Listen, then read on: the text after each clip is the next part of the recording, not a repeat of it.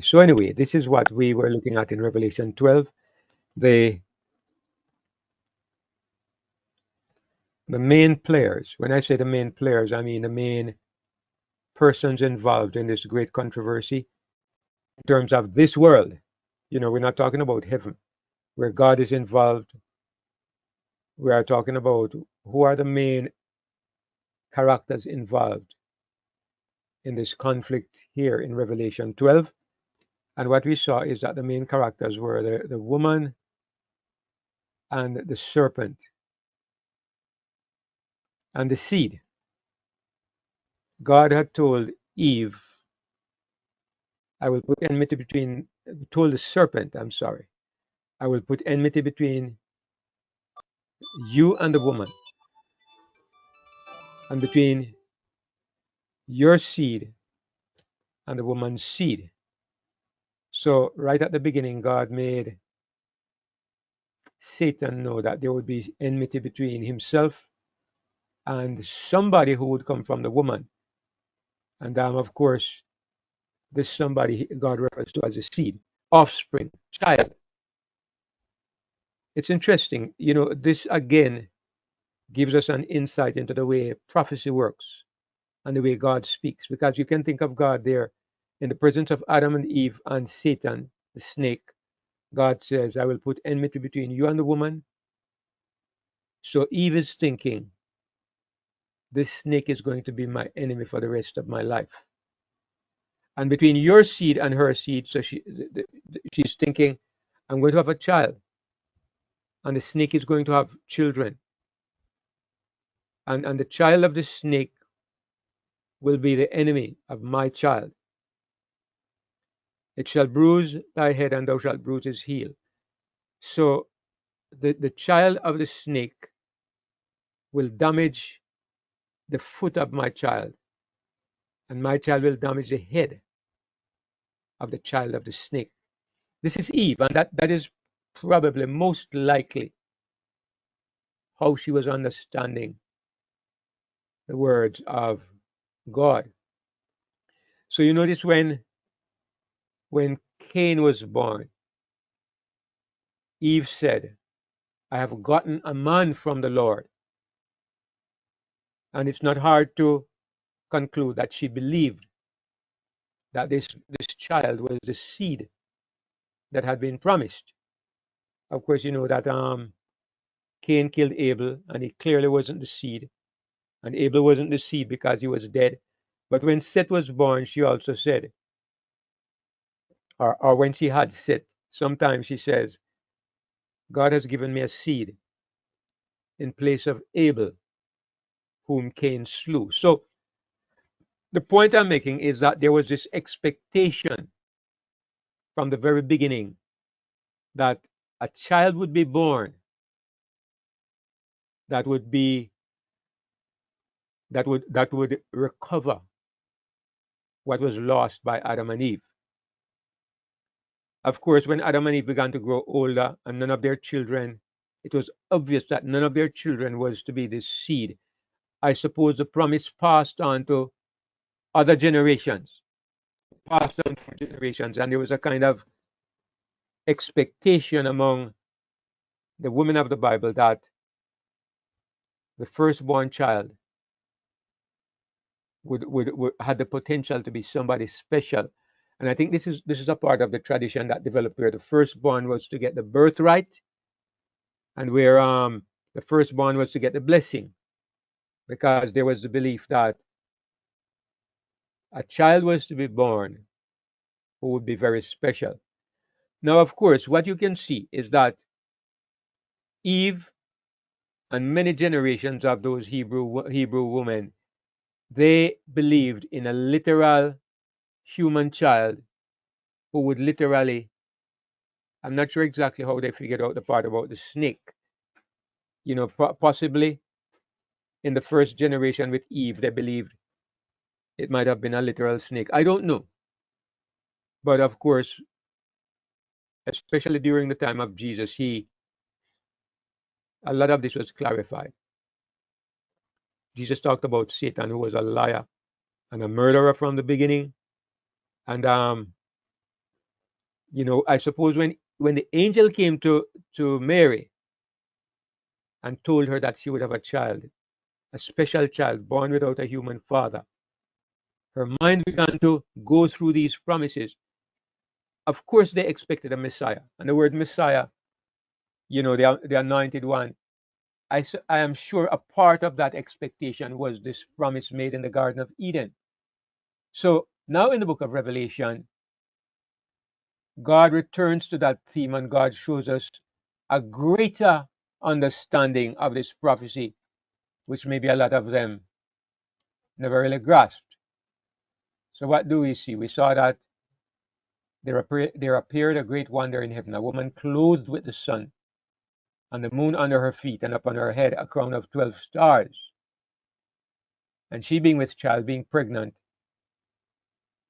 cried, travailing in birth and pained to be delivered. So God continues to use the imagery of a woman, and now he's going to show us that the expected child is to be born. But at the same time, he carries through with his illustration, because if a child is to be born, of course there's going to be a pregnant woman, and of course the woman is going to have to go through childbirth pains. So when God is showing us childbirth pains, what he's saying to us is that we have come to the time when this child is to appear. So the church is going through birth pains. And I suppose what we can see is that during this time, the people of God have come to a crisis in history where a lot of troubles are taking place. And the coming of this child has become a matter of top priority for God. And so, as it were, the church is bursting at the seams with the expectation, or with the burden of producing this child. Even though the Jews, for the most part, never understood at the time, and they never knew the Messiah when he came. But the confluence of history, everything that was happening in history at that time, was preparing for the Messiah. I suppose if we look at it carefully, one of the things we will notice is that everything was in place for the Messiah to appear. Some of the factors we are not aware of them, but the Bible says, when the fullness of the time was come, God sent his son, made of a woman, made under the law. So it was the fullness of time. One of the things I've heard commentators say is that at the time when Jesus was born, it was a perfect moment in history. They said that Palestine, that area where Jesus was born, was the crossroads of the world. We know that at that time the world was a small place, the known world. But anybody going to Europe would pass through that area, going to Asia, going to Africa, the three continents that were known in that day. If you wanted to pass from one to the other, you passed through that part of the world. So it was a crossroads of the world where anybody passing through would hear any significant news that was taking place. So the Messiah being born at that spot means that it was the perfect place for the message of Christ to spread out around the world. So that was one factor. The fact that the world was so desperate for answers. The Jews themselves had been without a prophet for, I think it was 600 years. They had not had a prophet for, I think, 600 years. And so, they were under Roman yoke. There was a desperate desire for things to change. And just in passing, I would say, I kind of think we are at a similar place in today's world. One of the things that people consider to be a curse is the internet and social media and the ability to monitor people. But along with all of that, there is the reality that we are also living at a point in time when there has never been a greater ability to transfer information. I it's just that sometimes we don't take advantage of these facilities. I'm one of the persons who is guilty of that. I mean, we have a presence on YouTube, we have a website, but I honestly, I know that I'm not enough of an advertiser. I'm not enough of a seller. I could sell our message and our work more aggressively if I really put my mind to it. And I am thinking about it and planning for it too. But what I'm saying is that we are at that point in time where the situation is perfect for the message to reach the entire planet. And to some extent, it is happening. You know, the videos that we put out are reaching people in every corner of the world. It's just that it's reaching hundreds instead of millions, instead of billions. So, along with the evil that the technology is used for, there is a great potential for good. And so, in this way, it's kind of like similar to the time of Jesus. It's like we have come to the birth pangs of the new age. The, the, the, the, the, the demand for the kingdom. Just like the times were demanding the arrival of this Messiah, this promised seed. The times were demanding this seed at the time when he came. So the times are demanding the kingdom of God. It's a verse that, you know, Daniel used recently, and Howard liked to use it as well. There's a verse in Romans 8, which says that the whole creation is groaning in travail because it is waiting for the manifestation of the sons of God.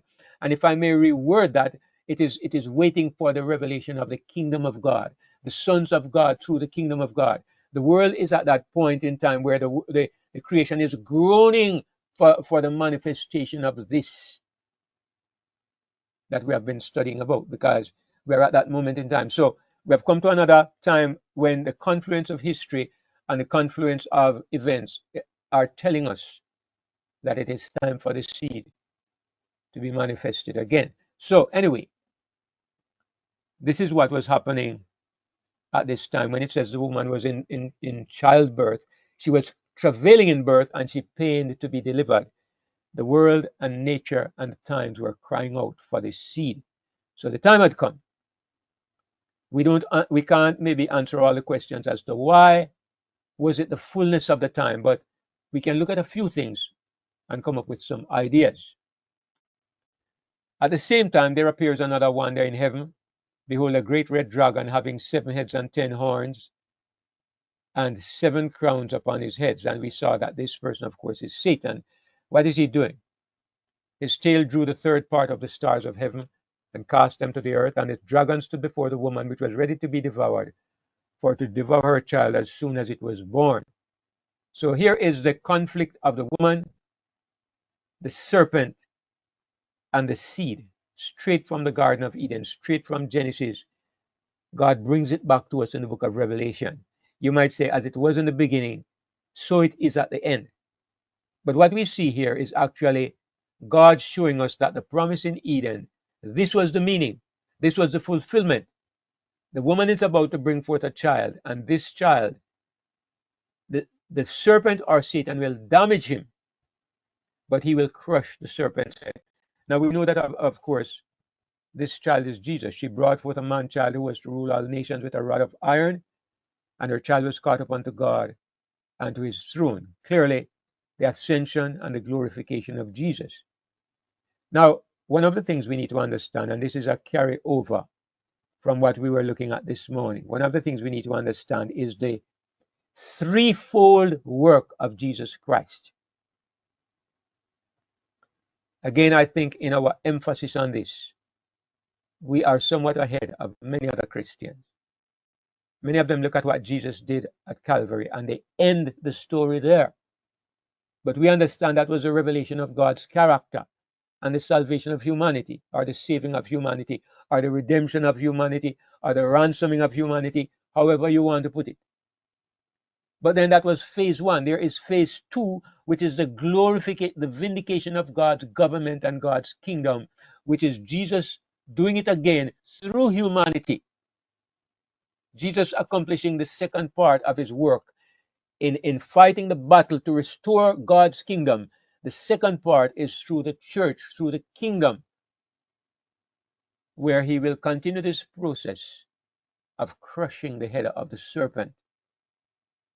And that's what the book of Revelation is about, and that's where we are in this moment of time. So the child was caught up to God and to his throne, and something happened afterwards now that intensified the conflict. And what was that?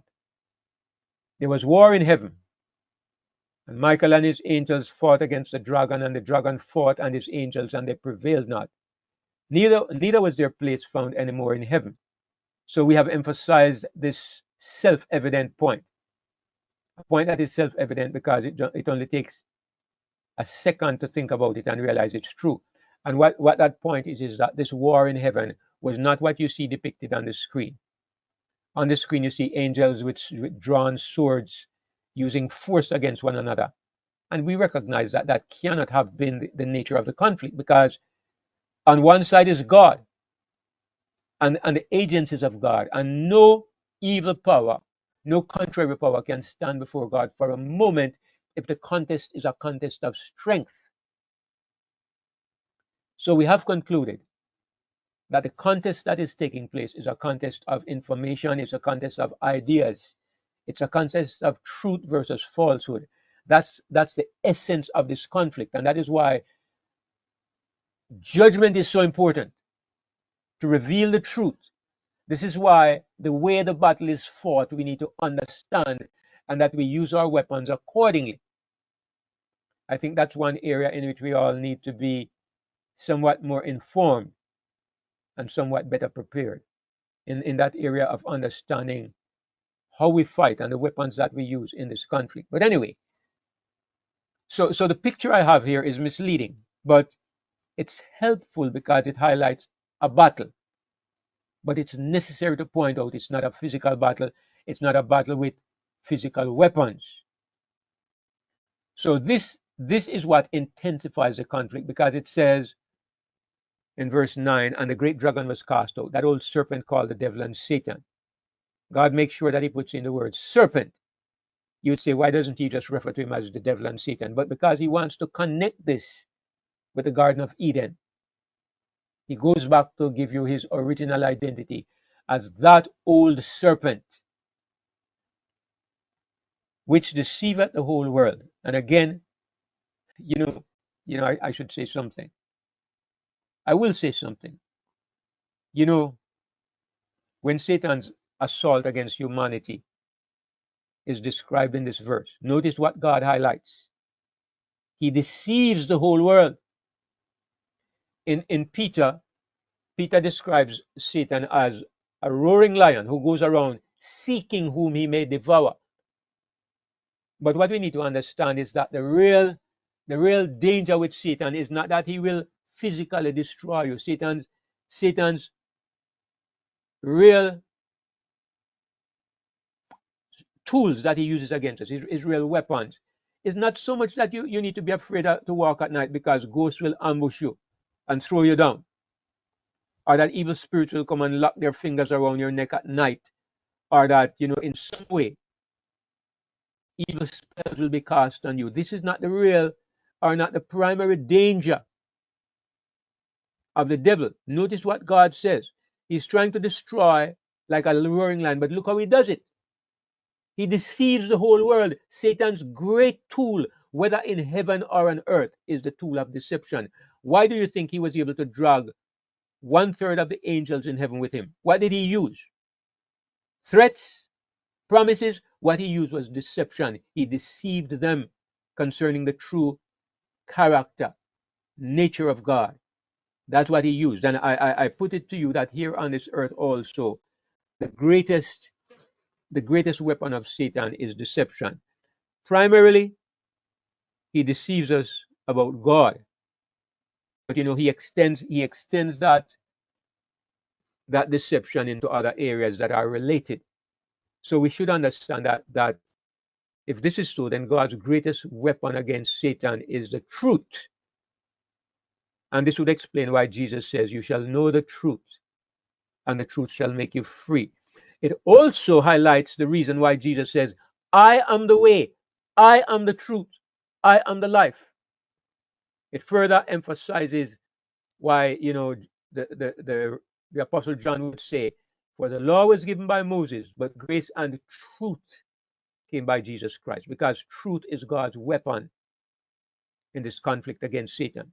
Satan's weapon is deception. He deceives the whole world. For 4,000 years was very successful, but Jesus arrived with the truth. And then it was time for the mask to be taken away from his face. And that's why he was kicked out of heaven, because the truth exposed him. In verse 10 it says, and I heard a loud voice saying in heaven, now is come salvation and strength and the kingdom of our God and the power of his Christ. For the accuser of our brethren is cast down, which accused them before our God day and night. And obviously, we are looking at what happened here at Pentecost, where salvation, strength, and the kingdom of God came to the people of God. But if you look at the last part of the verse, also you can see the highlight as to how Satan is fighting. He is the accuser of our brethren, and Satan is not only a deceiving liar in terms of the lies he tells about God, but also in how he operates concerning people. When I was a little boy, I was 4 years old. I met a woman. 4 years old. I met a woman who operated on the principles of Satan. I mean, my mother had about 4 small children. You must know she multiplied rapidly. The first brother was born in 1950, and the fifth brother was born in 1955. So every year she had one boy. The second one was born in 51. I was born in 52. Dan was born in 54, and Charles was born in 55. And our first sister was born in 56. So they had a whole troop of little tiny children running around the house. So my father at that time was still a minister, so they could afford. She had a helper, and the girl came to work with us, the young lady, if I can call her that. And this woman was perverse. One day she came to me quietly and she says, say this word. She told me to say a bad word. My father had it ingrained in us not to say bad words, not to use improper language. I mean, of course, I was a minister's son. I was only 4. To me, it was the greatest sin in the universe to use certain words. She said, say this word. I said, I, I can't say that. That's a bad word. She said, I'll give you a shilling. Those days, a shilling was a lot of money. I'm a little boy. I have no idea to think about this woman's motives. I don't know what is going on. She said, I'll give you a shilling. And my little 4-year-old, I said the word.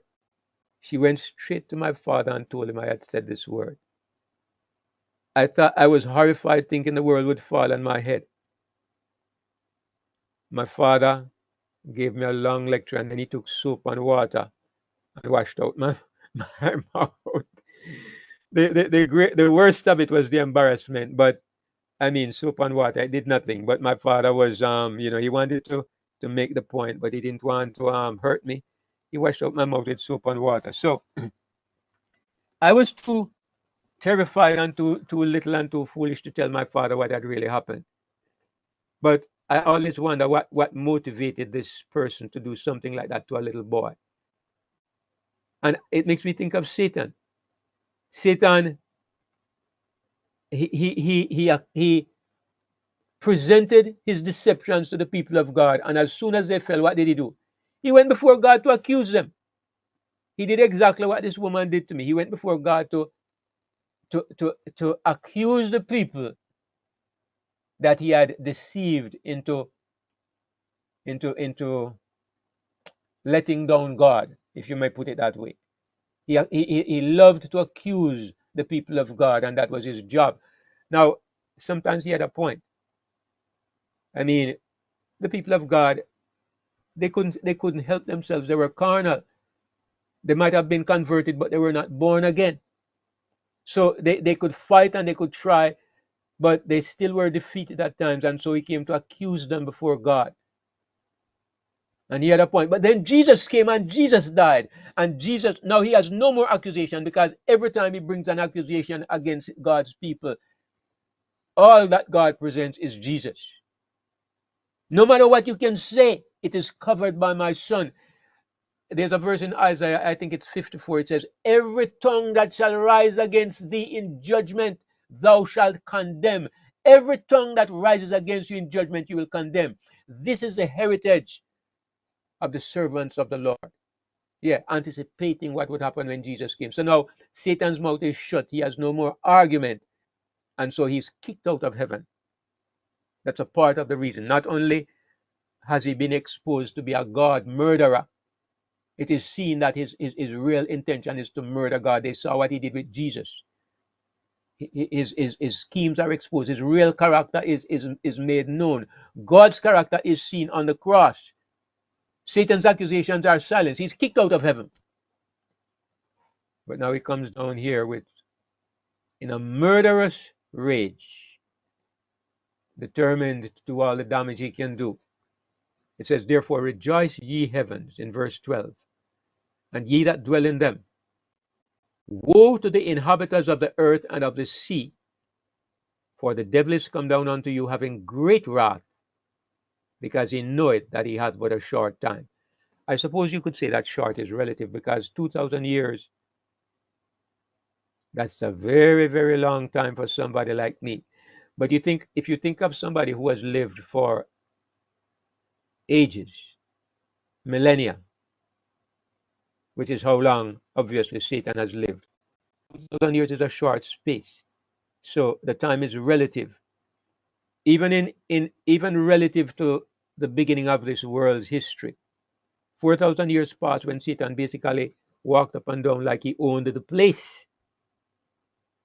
But now he's kicked out and he knows my time is limited. So if he was furious before, now he is absolutely enraged, and it's like a man who has been accused of something and he's trying to defend himself. But when he's exposed, he grabs a weapon and starts to slaughter everything in his path. He has no more need to conceal his intentions or his nature. He just starts knocking down everything. You have seen people like that. It's something like this the Bible says is happening to Satan. And if you wonder, why would a highly intelligent being behave in such a mindless, animal type of way? And the reality is this. This is what we need to get in our minds, and not us only, but everybody in the world, that wisdom, education, a high IQ is not the basis of good behavior.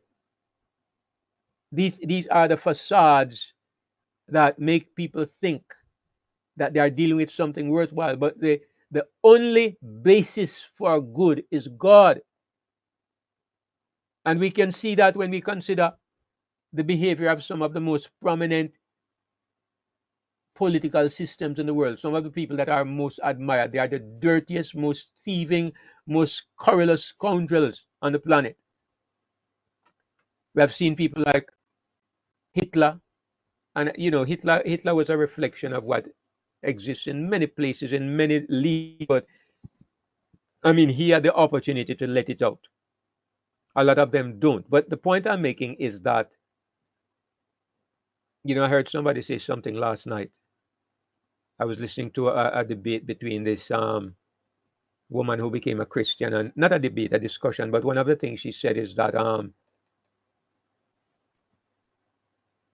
what is happening in the world today, she assessed it, and it made sense. She says that they started to be critical of religion because of the inroads of evolution, and then because they wanted to be politically correct, they would bend over backwards to please Islam.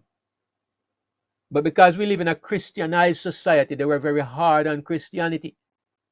It got to the place where Christianity became an enemy, and Islam is now taking over the West because it is politically incorrect to be critical of Islam while it is popular to assault Christianity. And she says the result of this kind of reshaped society is showing itself in the perversions where they are embracing the absolute absurdities and stupidities, like a man can be a woman, and like transgenderism, and males in female sports, and the absolute absurdities. You have 100 different genders. She says what we know. This is lunacy, and yet it is promoted by the most educated, quote unquote, people in society. It's interesting how she was analyzing the situation and the conclusions as to how this developed.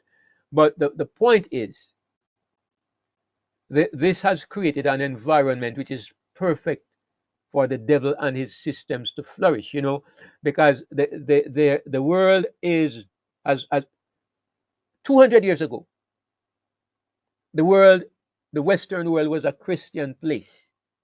Now, we had a lot of evils taking place, no question about that, but everybody, more or less, in the Western world respected the Bible, and it was the basis of society. You had good families. You had a lot of some of the lunacy that happens. People just step into a school and start shooting mindlessly. This kind of madness did not happen in a world where Christianity was dominant. But the point is, the world is at a place where the things it admires and the things it reveres and holds up are the greatest evils in existence if you think about it. The only basis for good is God. Drive him out of the society, and what is left is absolute lunatic evil. That's the kind of world that we are rapidly that rapidly advances upon us. This is the kind of world. So when it says the devil has come down having great wrath, I mean, again, the basis of his promotion is deception. But isn't it the greatest deception, his masterful plan, that the greatest disgrace, the greatest danger to humanity, he has allowed humanity to elevate it to the highest place? Isn't that the pinnacle of deception? So the greatness of his wrath is manifested in the state of society today. That's what I would say. Anyway, so he knows that he has a short time, and so he has intensified his efforts. If his plans come about because he and his evil angels are holding committee meetings, I suppose they have a meeting every evening or every morning. They are working out ways to destroy all of us through deception. Now, it goes on to say in verse 14 that the woman was given 2 wings of a great eagle, that she might fly into the wilderness, into her place where she is nourished for a time and times and half a time from the face of the serpent. Now, because I believe that this woman represents the church that brought forth Jesus Christ. When I say the church, I know the Christian church had not yet been established, but God had a congregation then. The Jewish nation up to this time was recognized as God's people. We understand that the Jewish nation was an incubator. It was a box that God created because he had a purpose, that this box, out of this nest, his son should come. It was intended to produce the Messiah. So in this sense, it was the church of God. But now, this church morphed into the New Testament church, or the New Testament church came out of it. But it still continues to be described as a woman, because the lineage is there of an entity that God is working with, a continuous lineage in that sense. Now, the woman is given 2 wings of a great eagle. And what is the meaning of this wings of an eagle? Well, this is a symbolism that God uses in the book of Deuteronomy, in the book of Exodus, and in other places. But let's look at the one in Exodus 19, where God says specifically, where is it? In verse 4. God speaking to Moses and the Israelites. You have seen what I did unto the Egyptians, and how I bear you on eagle's wings, and I brought you unto myself. God specifically does not just say wings. He says, I carried you on the wings of eagles. And of course, obviously, God never carried them on eagle's wings. So he's using eagle's wings as symbols to represent something. What he means is that I have protected you. I've given you, in a way, I gave you abilities that enabled you to escape from Egypt.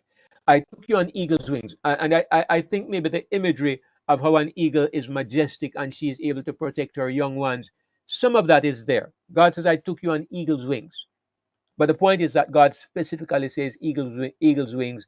And so the wings of an eagle they become a symbol of God's protection and guidance. God's protection and guidance are represented by eagle's wings. So when we come to the book of Revelation specifically, and God says that he gives the woman the two wings of an eagle, what it means is that God is protecting her and God is guiding and directing her. Now, there are two things to remember. First of all, is that there are two concepts of the church. Two concepts of the church are two concepts of the kingdom. When we talk about the church, we are talking about the kingdom of God. We're talking about the temple of God. Because all of these labels are given to God's business in the book of Revelation. The temple, the kingdom, and the church.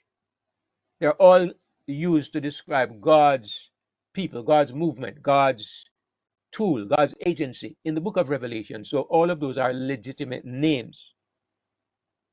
So when we talk about the church, though, there are two things to remember. There is the true church that is made up of those who are born again, and there is the public church, which is made up of all who claim the name of Christ. Two things, two concepts. Now, those who claim the name of Christ include the tares, include the foolish virgins. They claim the name of Christ and they are in the kingdom. They're a part of the public church of Christ. And in some cases, God is looking at the church or the kingdom in this way, made up of good and bad. In the parables of Jesus, this is very clear. But in another perspective, the church is made up only of those who are born again. If any man have not the Spirit of Christ, he's none of his. So in Revelation 12 here, when we're looking at this woman, we are looking not at the public church. We are looking at the invisible church. We are looking at the church as God sees it. The church that God is protecting. And why am I making this point? Because we're not talking about the Roman Catholic Church here. The Roman Catholic Church is a part of the Christian body, Christendom, a part of the kingdom. They are well, we would say many of them are the tares among the wheat. The system itself is corrupt, is false. We are not looking at them. They are not the ones that God gave wings like an eagle. We are looking now at the true people of God who were faithful to him and who were seeking to serve him according to their consciences in spirit and in truth. They are represented here as this woman who goes into the wilderness because she is protected by eagle's wings. She is guided, carried by eagle's wings. And she's carried into the wilderness. Not the public church, but the secret church, if we may call it that way. So I hope we can understand that distinction that I'm trying to make there. Now it says she's nourished, she's taken care of for a time and times and half a time. Now this time period comes up so many times in the book of Revelation, and it's one of the difficulties that Let me put it bluntly. It's one of the difficulties I have in explaining, because there are some times when it seems clear that it is talking about a literal time period, literally 1260 days. As a matter of fact, in the same chapter, chapter 12. And there are times when it seems evident that it is talking about prophetic time period, a day for a year. In this particular case, it seems clear to me that it is referring to a day for a year. It's talking about the time when the church, the Christian church during the Dark Ages, was not able to function in a public way. God's true people had to be hidden in solitary places because the Roman Catholic Church persecuted all who would not submit to her dominance and her teachings. So the true Christian church was hidden away. And that time period of 1,260 days, I believe, really applies to the time of the dominance of the papacy. Now, if somebody is to ask me, how do you explain and rationalize those differences, those different way of interpreting these time periods?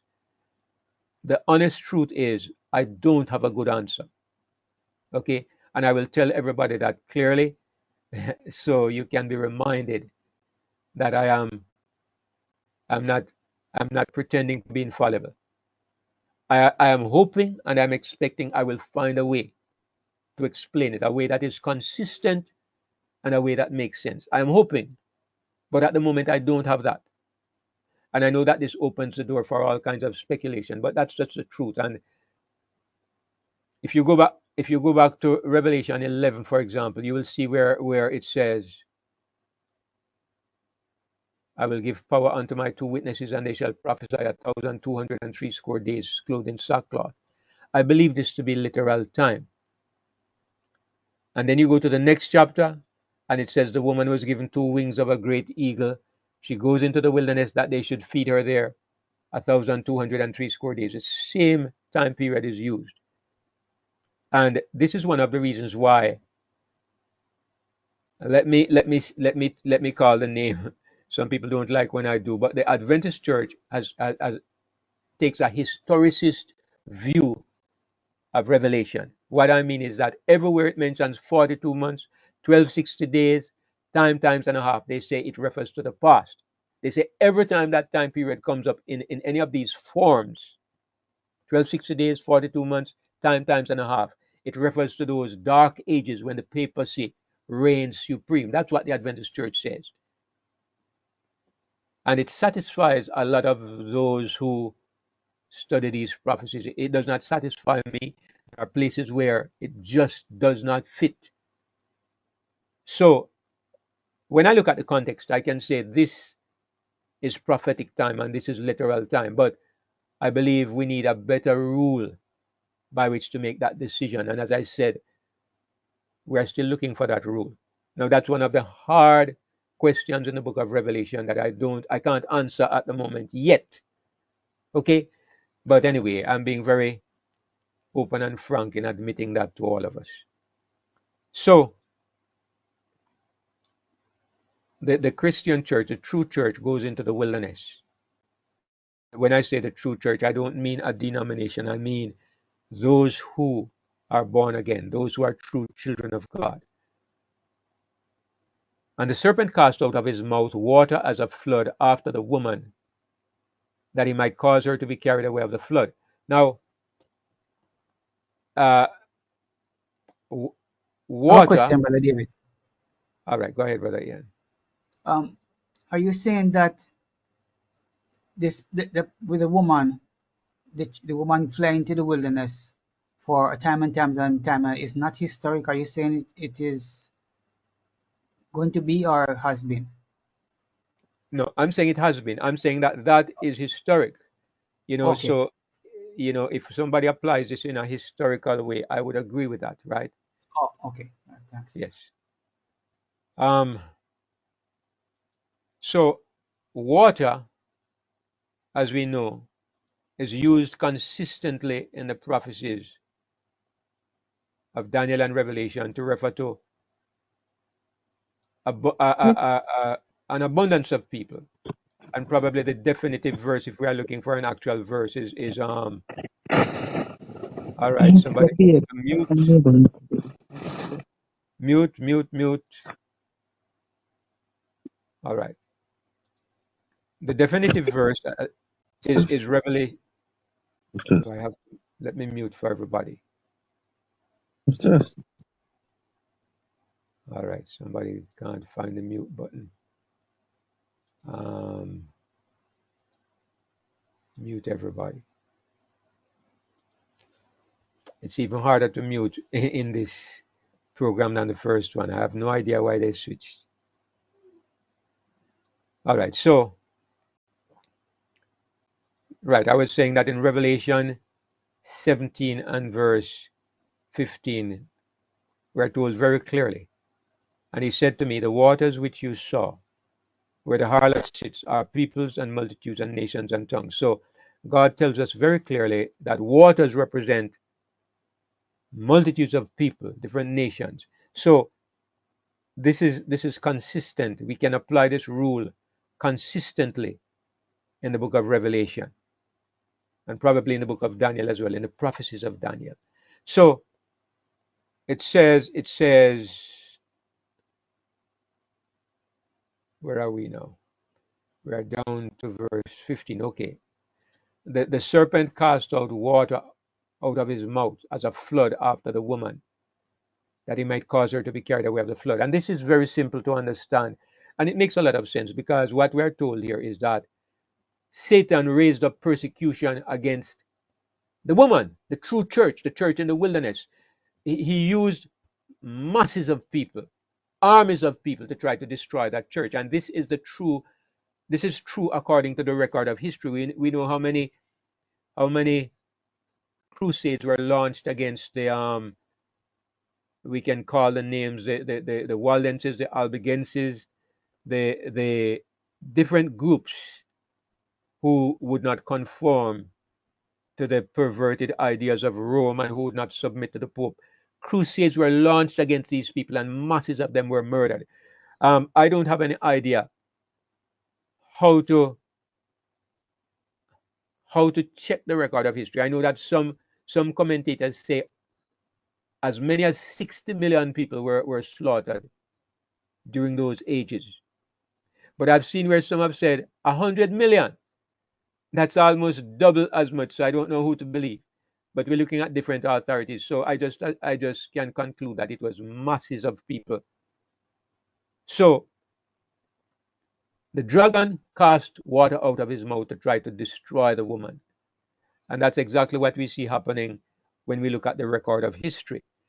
But it goes on to say, no, we missed a verse. I missed a verse. Let me go to the Bible to pick up on that verse. In verse 16, it says, and the earth helped the woman, and the earth opened her mouth and swallowed up the flood which the dragon cast out of his mouth. Now we can look at this in one of two ways.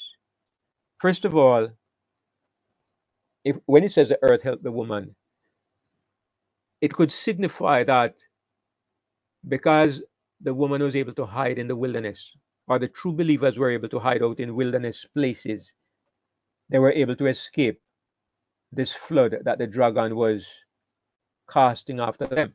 But let me give you another suggestion, which I lean towards more. If you go to the next chapter, which is Revelation 13, look on the right panel. It says in verse 11, and I beheld another beast coming up out of the earth. Notice again, it speaks about the earth. And he had two horns like a lamb, and he spake as a dragon. Now we can ignore that part. I want to focus on the earth. It says the same thing over here. It says the earth helped the woman. So it's not every single time that you meet upon the same phrase that it means exactly the same thing. But most of the time in the book of Revelation, that is true. There's a consistency. If it says earth here, it means the same thing over there, most of the time. So in chapter 13, on the right, the earth here, I understand to mean the new world, America, the Americans, the part of the world that had not yet been known in biblical times. The water represents that old part of the world with nations and multitudes and peoples, which was typical of the old world, Africa, Europe, the Middle East. That was the old world.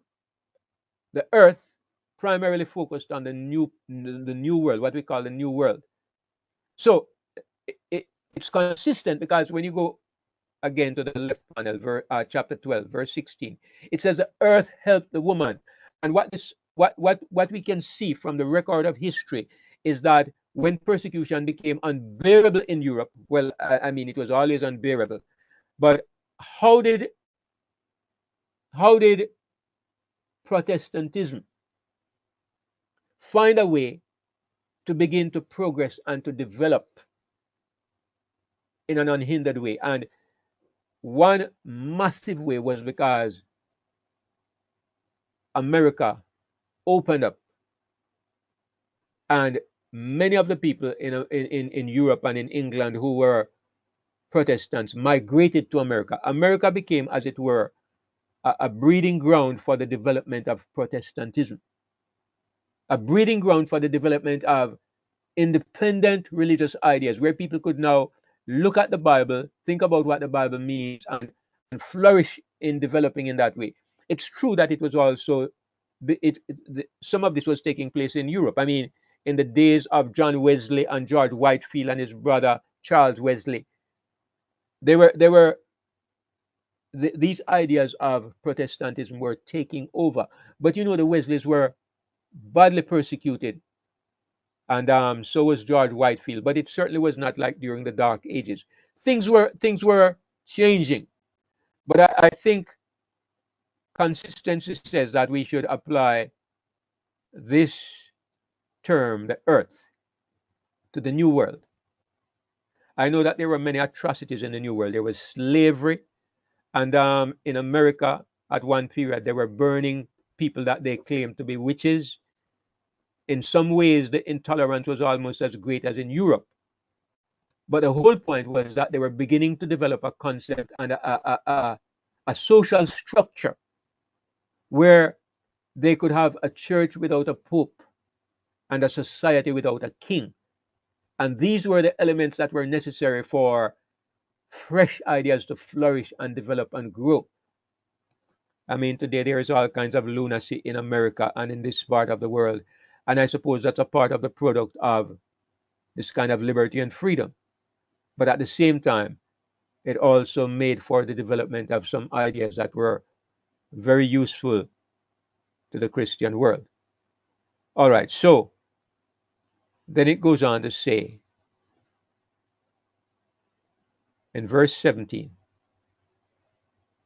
and the dragon was wroth with the woman, and went to make war with the remnant of her seed, which keep the commandments of God and have the testimony of Jesus Christ.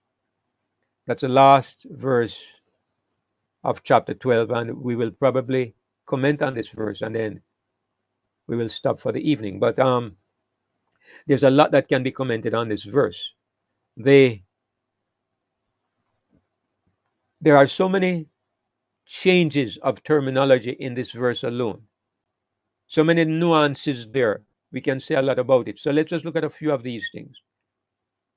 First of all, the dragon is angry with whom? He's angry with the woman. And you know, there's so much that needs to be said. I should highlight some of the things here. I hope my highlighter shows up better than this morning.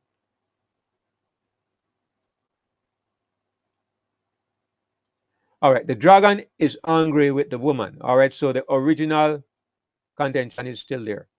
If you can see my highlight, just say yes.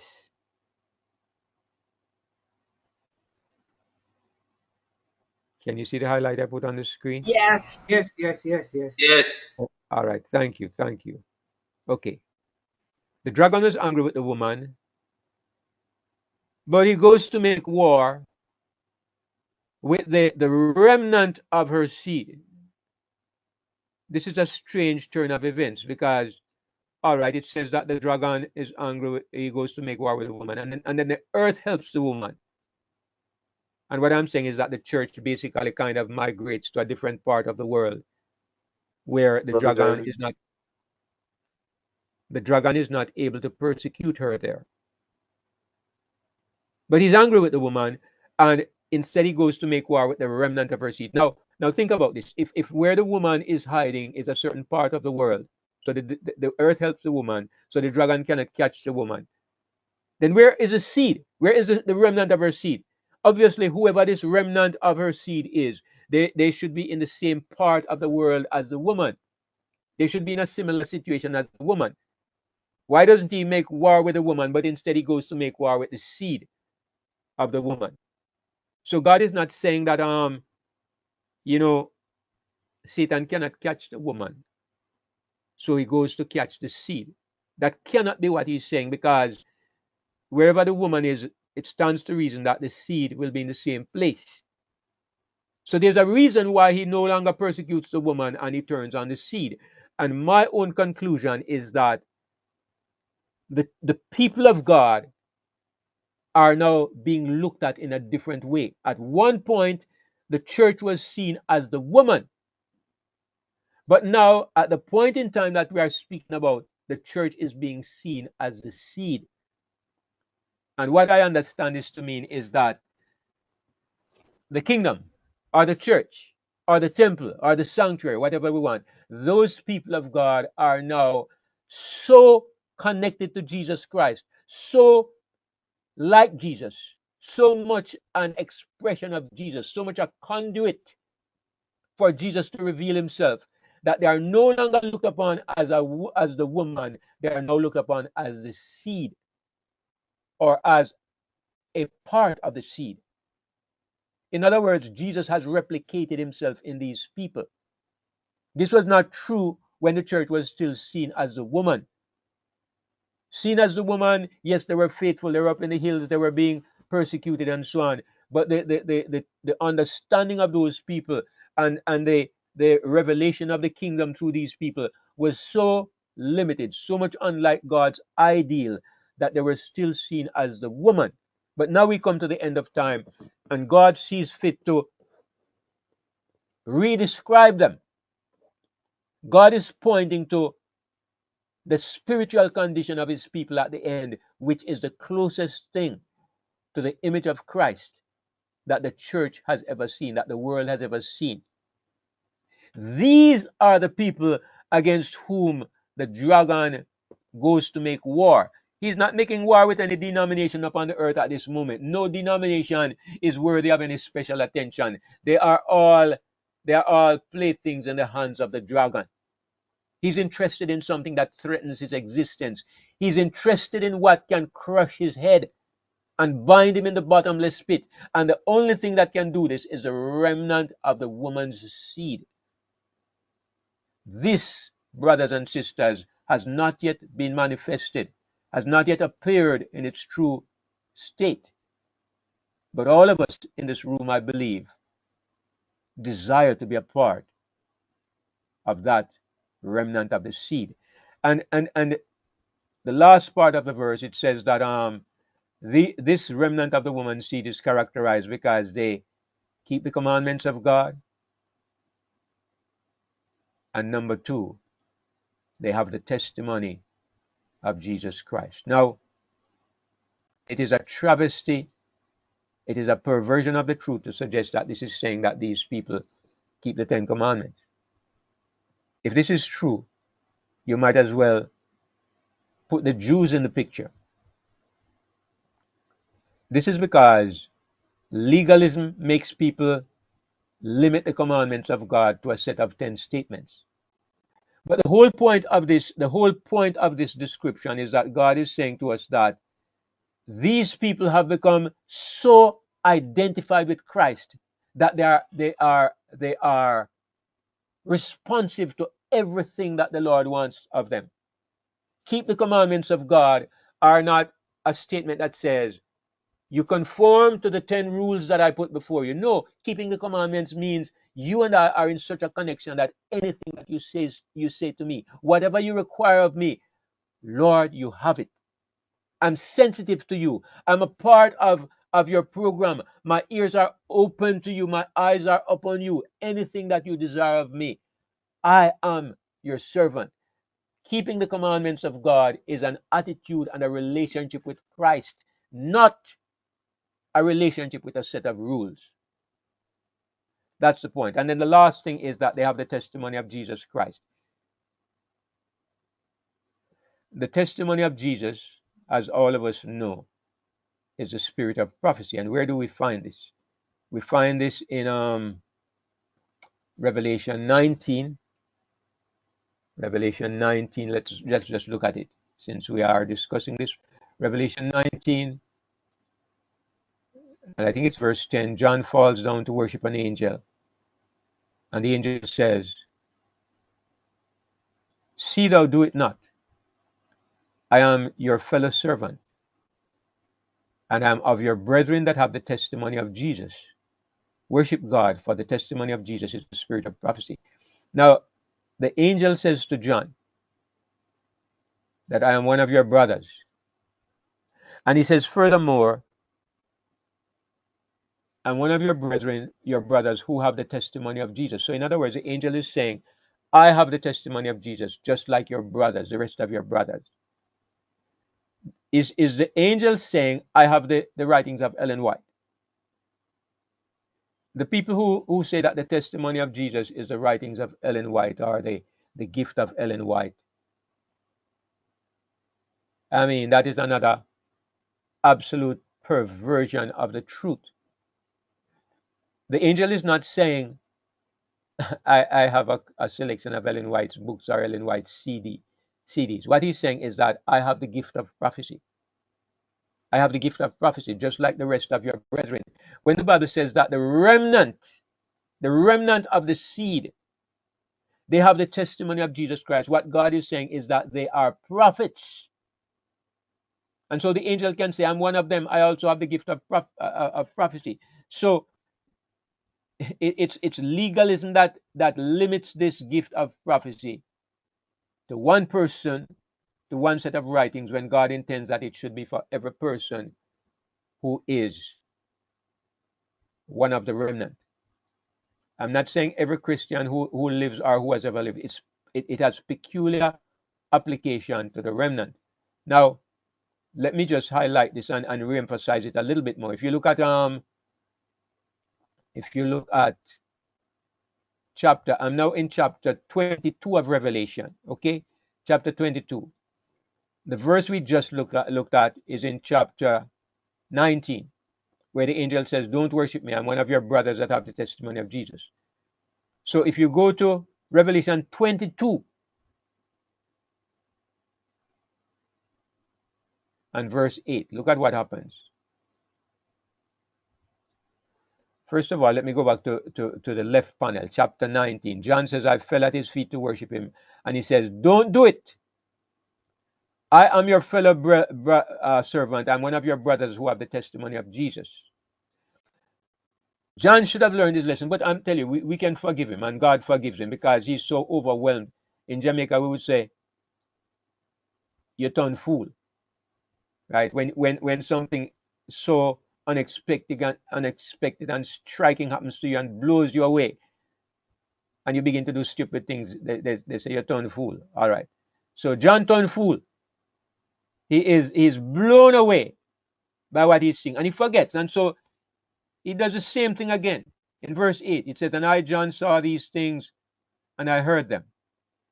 And when I had heard and seen, again he does it. I fell down to worship before the feet of the angel which showed me these things, just like he did in chapter 19. And the angel reminds him, probably gently. Then he said to me, see, thou do it not. Didn't I just tell you not to do it? And again he reminds him, for I am your fellow servant, and I am one of your brothers, the prophets. Same exact scenario, same exact words. Over here, the angel says, I'm one of those who have the testimony of Jesus. And he says the testimony of Jesus is the spirit of prophecy. And now he tells us straight. He doesn't go around through testimony of Jesus, spirit of prophecy. He just comes straight and says, I am one of your brothers. I'm one of your brothers who are the prophets. No question. The remnant in Revelation 17 are prophets. It's not talking about any denomination or any remnant church. It's talking about God's last day people who will be prophets and who will keep the commandments in that they respond to everything that the Lord Jesus tells them to do. Now, this is perfectly in keeping with scriptural revelation. If you go to Joel chapter 2, where it talks about in the last days, God says, I will pour out my spirit upon all flesh. What does he say will happen? He says, your sons and your daughters shall prophesy. The gift that he promises is the gift of prophecy. In the last days, when he pours out his spirit upon all flesh, every one of us will be prophets. In 1 Corinthians chapter 14, look at what the Apostle Paul says when he talks about spiritual gifts. Look at what the Apostle Paul says in 1 Corinthians 14. He says,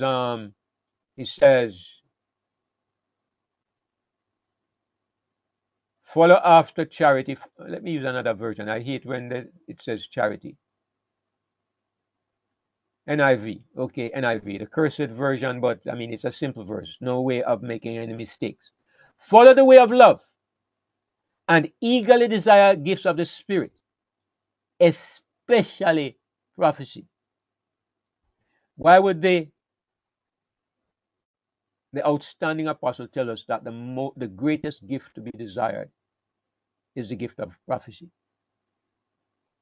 And there are others. For example, in the Old Testament, when the spirit of prophecy was upon Moses and upon Aaron, when God came down and gave that gift to, I think, was it 70 men?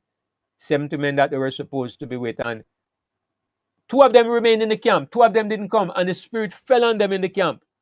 And Joshua was concerned because he thought this was breaking protocol. He ran to Moses and says, my Lord Moses, Meldad and Edad are prophesying in the camp. Forbid them. And Moses said, are you envious for my sake? Would to God that all of God's people were prophets, and that God will put his spirit upon them. That was the wish of Moses, the man of God. He seemed to understand that the gift of prophecy was one of the most to be desired gifts of all the gifts. Paul says it, and finally at the end, God promises it and God gives it. God's remnant have the spirit of prophecy. And it is unfortunate that some people have limited that to the ministry of one person, one woman. Very unfortunate. But when we look at the Bible with unbiased eyes, it is clear that this is a misapplication of the truth. So that brings us to the end of our time for this evening.